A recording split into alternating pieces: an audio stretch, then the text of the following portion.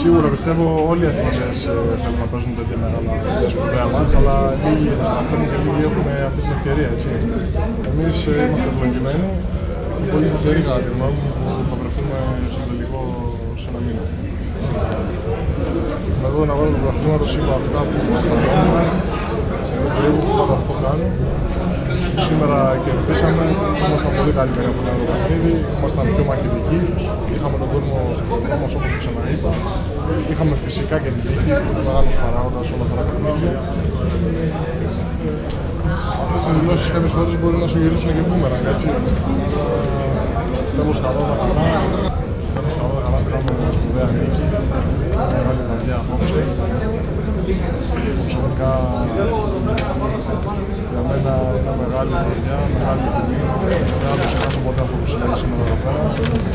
Είμαι τυχερός που βρίσκομαι σε μια τόσο μεγάλη ομάδα. Πάντα είμαι έτοιμος να βοηθήσω τους παίκτες μου, να βοηθήσω τον Άρη, τον προπονητή, να καταφέρει η ομάδα που πραγματικά χρειάζεται. Δεν γνωρίζω τι γίνεται με τον Μάκη, καλή διάβασα. Ελπίζω το παιδί να μείνει στην ομάδα γιατί το χρειαζόμαστε.